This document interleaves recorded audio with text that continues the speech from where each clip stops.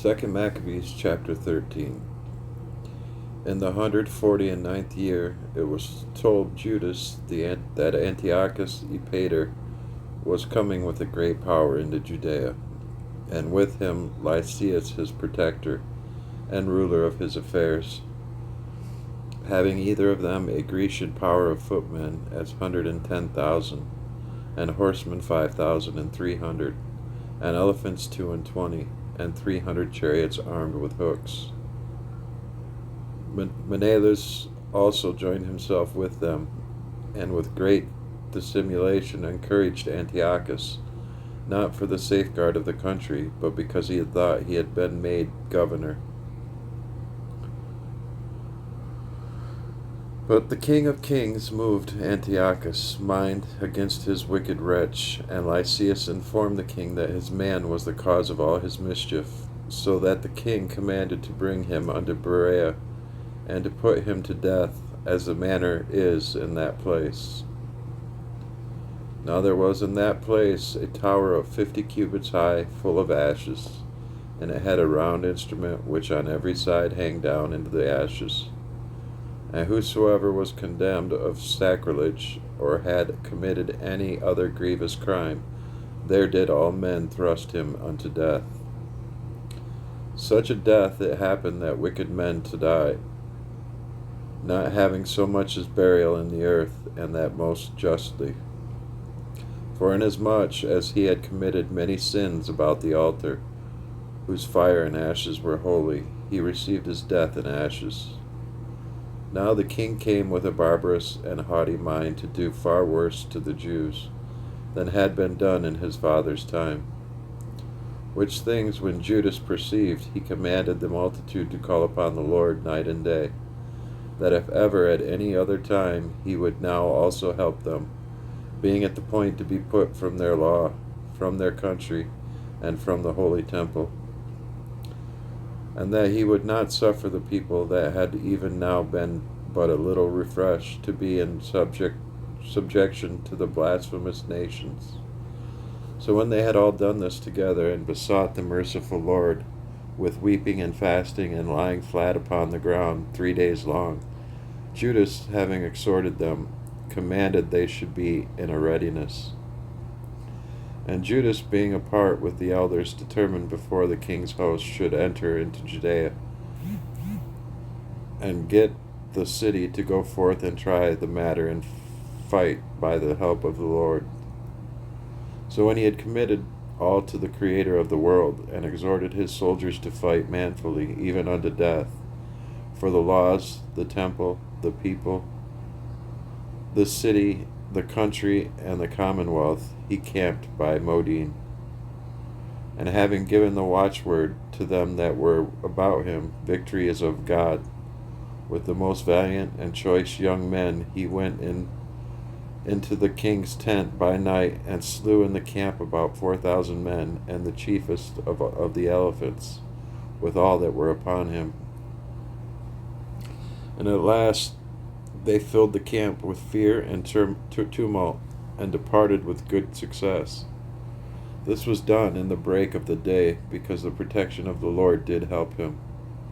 Now when the king had taken a taste of the manliness of the Jews, he went about to take the holds by policy, and marched toward Bethsura, which was a stronghold of the Jews, and he was to put to flight, failed, and lost of his men.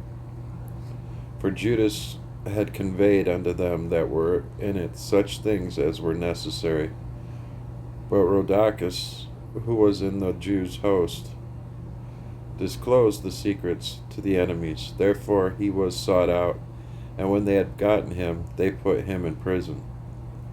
The king treated with them in Bethsum the second time, gave his hand, took theirs, departed, fought with Judas, was overcome. Heard that Philip, who was left over the affairs in Antioch, was desperately bent, confounded, entreated the Jews, submitted himself, and swore to all equal conditions, agreed with them, and offered sacrifice, honored the temple, and dealt kindly with the place, and accepted well of Maccabees, made him principal governor from Ptolemais unto the Gerenians. Came to Ptolemais the people that there were grieved for the covenants, for they stormed because they would make their covenants void. Lysias went up to the judgment seat, said as much as could be in defense of the cause, persuaded, pacified, made them well affected, returned to Antioch. Thus it went touching the king's coming and departing. Chapter 14. After 3 years was Judas informed that Demetrius the son of Seleucus, having entered by the haven of Tripolis with a great power and navy, had taken the country and killed Antiochus and Lysias his protector.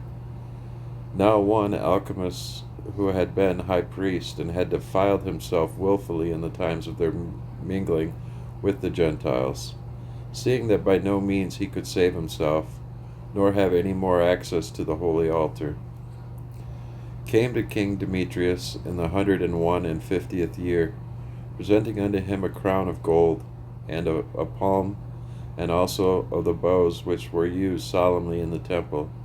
And so that day he held his peace.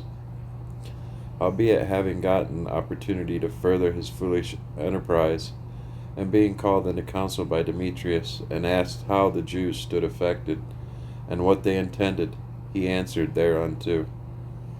Those of the Jews that he called Assyrians, whose captain is Judas Maccabees, nourish war and are seditious, and will not let the rest be in peace. Therefore I, being deprived of mine ancestors' honor, I mean the high priesthood, am now come hither. First, verily, for the unfeigned care I have of things pertaining to the king, and secondly, even for that I intend the good of mine own countrymen, for all our nation is no small misery through the unadvised dealing of them aforesaid.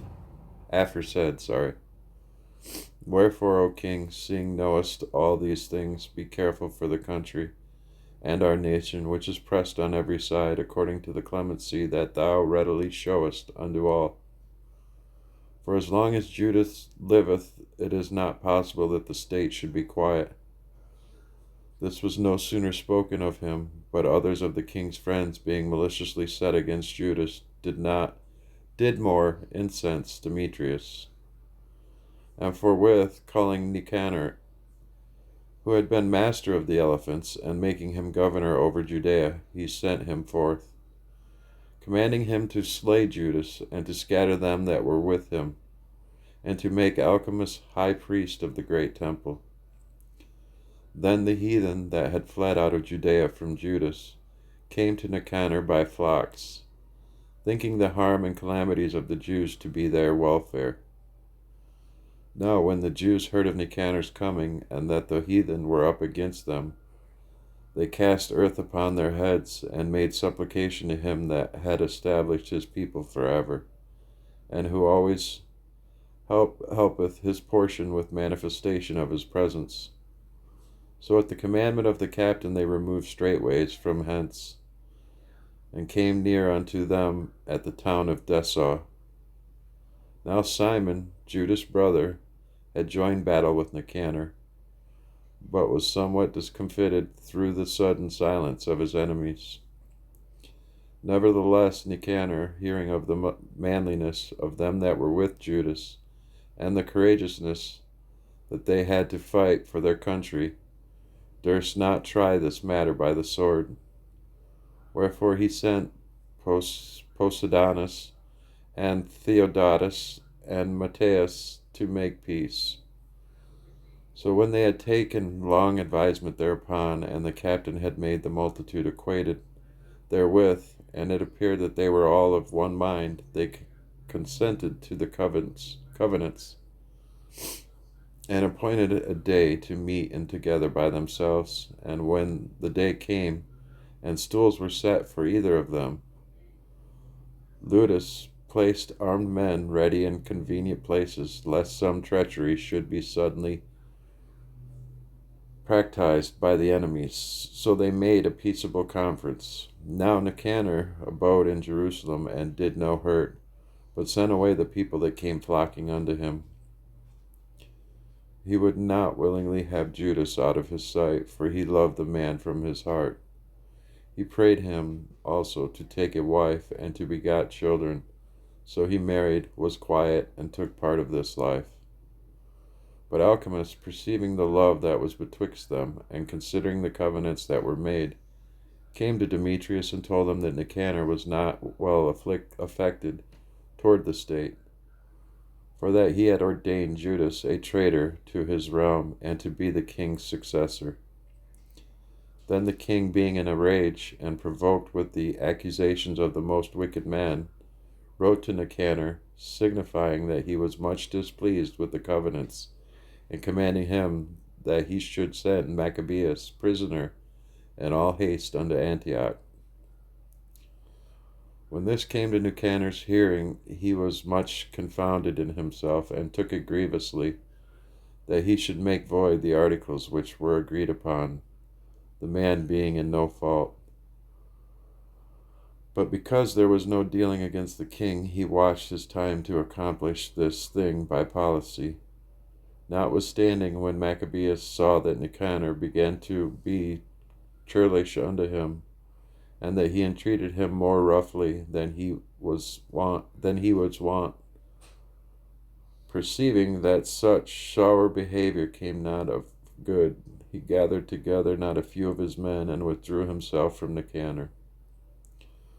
But the other, knowing that he was notably prevented by Judas' policy, came into the great and holy temple, and commanded the priests that were offering their usual sacrifices to deliver him the man.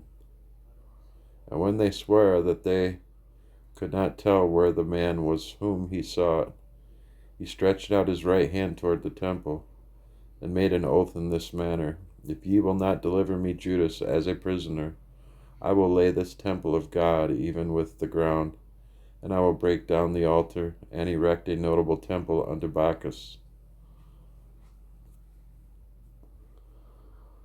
Thou, O Lord of all things, who hast need of nothing, was pleased that the temple of thine habitation should be among us. Therefore now, O holy Lord of all holiness, keep this house ever undefiled, which lately was cleansed, and stop every unrighteous mouth.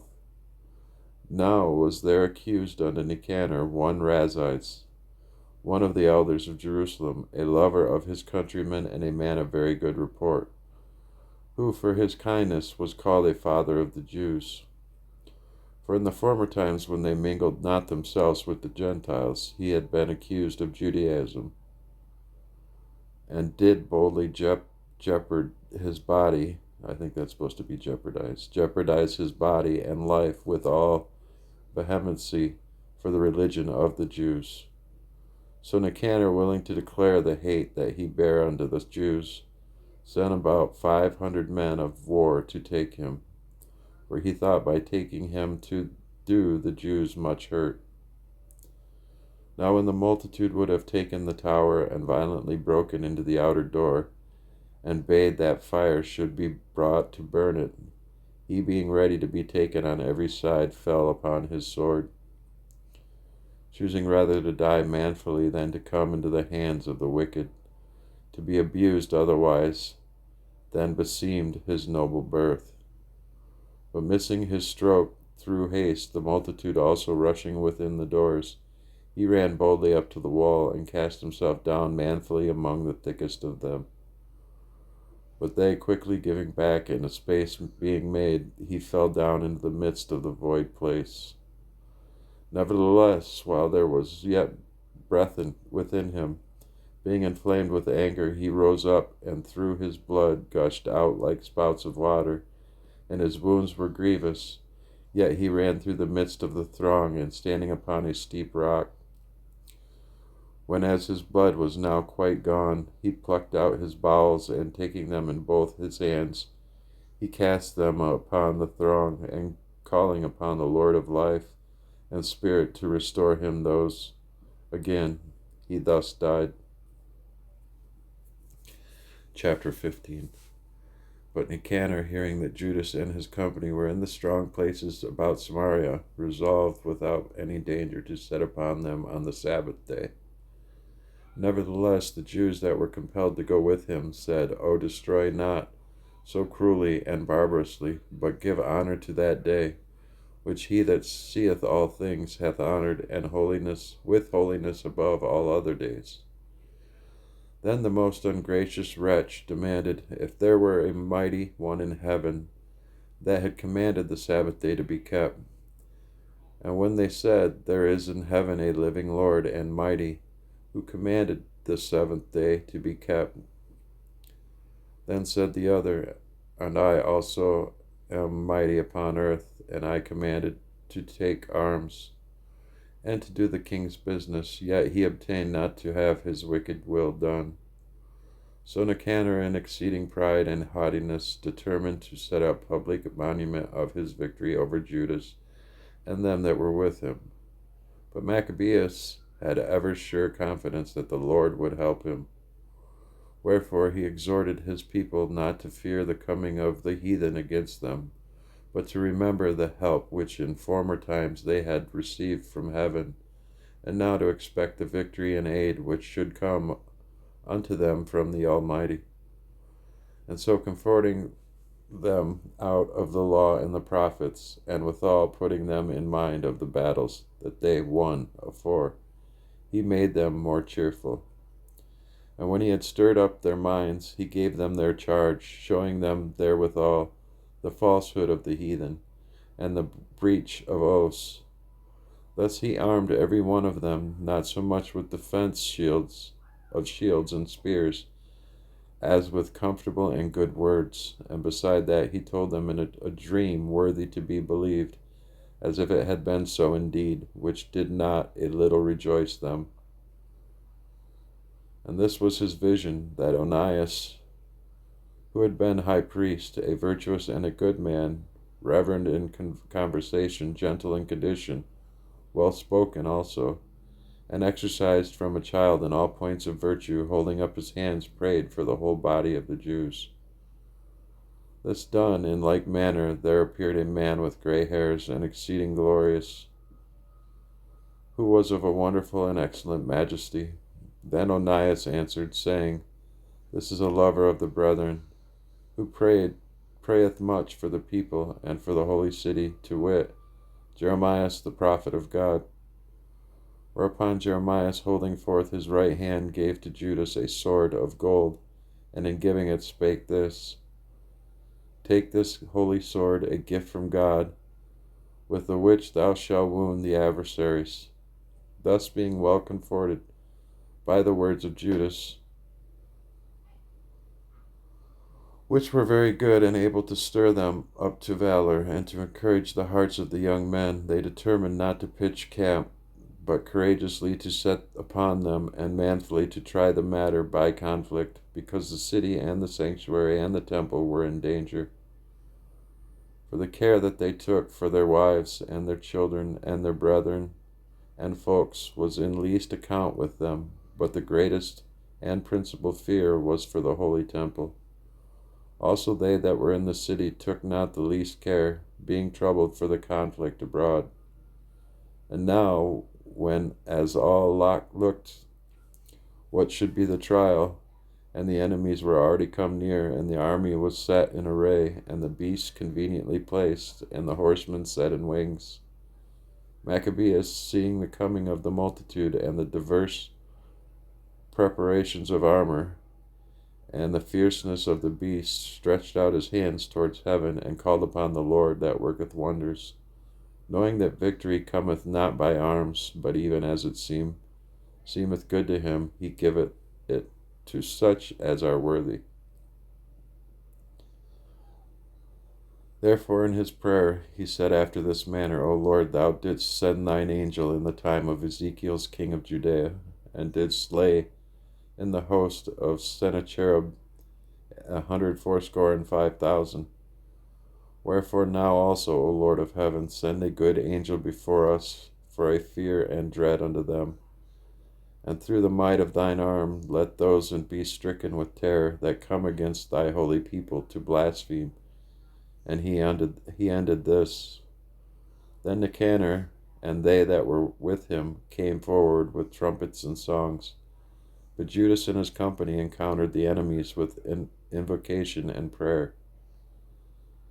So that fighting with their hands and praying unto God with their hearts, they slew no less than 35,000 men.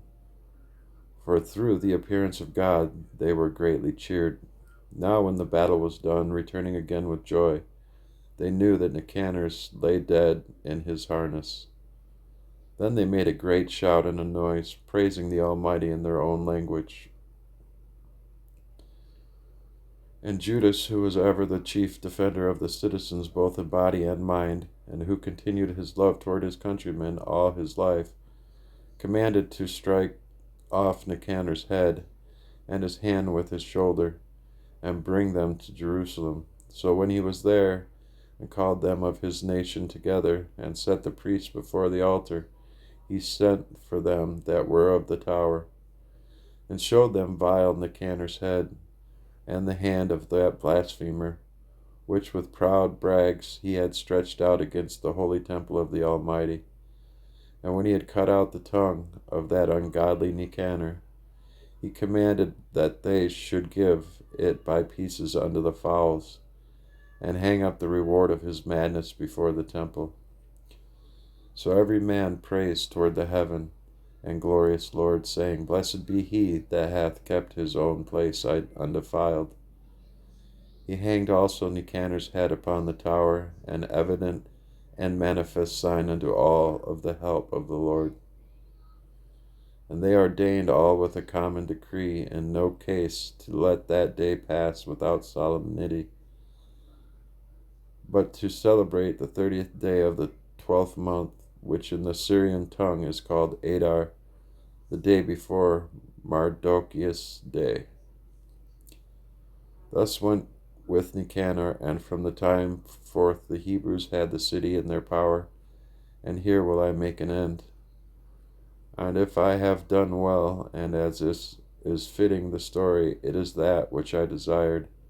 But if slenderly and meanly, it is that which I could attain unto.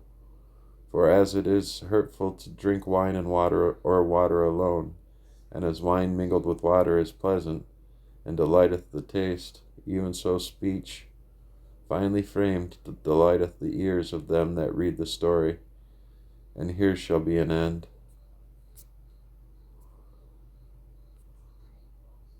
Oh, I guess that was it. I was thinking it was 16 chapters. Alright, and yeah, next I'm going to do Enoch next. So, alright, thanks for watching. Have a good day.